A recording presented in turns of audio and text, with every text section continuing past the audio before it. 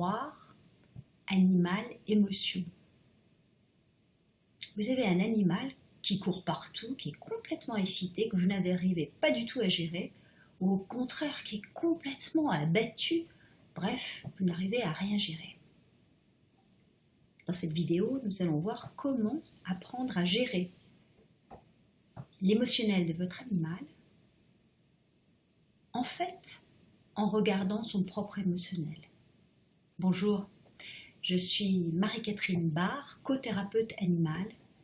Je me propose de vous guider dans la nouvelle alliance entre le peuple humain et le peuple animal, et ainsi vous aider à vous connecter plus profondément à l'essence même de l'être.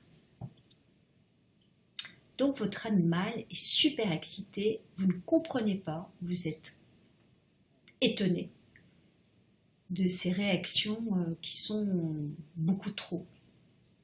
Prenez un tout petit temps pour voir ce qui se passe vraiment en vous en ce moment, au travail, dans la famille, avec vos enfants, avec vos compagnons.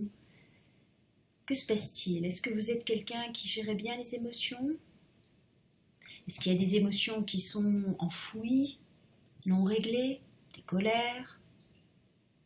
Parce que l'animal a pour mission de prendre une partie de notre émotionnel, de refléter une partie de notre émotionnel. Animal miroir. Et souvent, l'animal nous reflète une émotion qui est vraiment complètement enfouie, peut-être même niée. Donc plus vous allez regarder votre émotionnel et savoir le gérer, et plus vous allez calmer votre animal d'autant. C'est vraiment l'animal partenaire. L'une des émotions que nous aide à gérer l'animal est le deuil. Le deuil jamais fait pour la perte d'un être très cher, d'un enfant ou d'un frère, d'une sœur, d'un parent. Et ça, l'animal va nous aider à régler cette émotion non résolue par justement la façon dont nous allons vivre sa disparition. Alors il y a plusieurs cas de figure bien sûr avec les animaux. Nous avons les chevaux. Si vous êtes cavalier, vous savez très bien que si vous arrivez près de votre cheval extrêmement stressé, en colère, etc., ça ne va pas aller.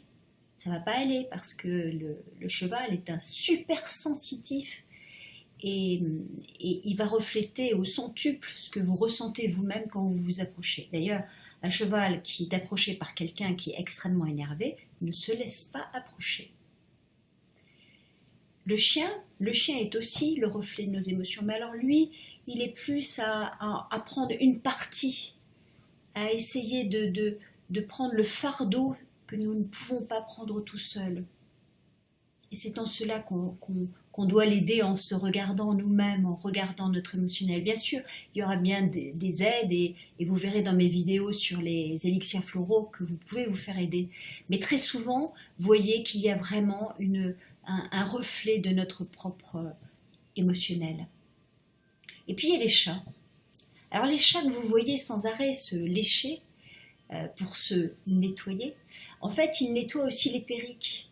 L'éthérique, c'est toute cette partie énergétique que chacun de nous émet, qu'on soit animal ou humain, et que nous émettons d'autant plus que nous sommes stressés, énervés, chahutés, tristes. Donc tout cet éthérique-là, le chat s'en débarrasse en se léchant.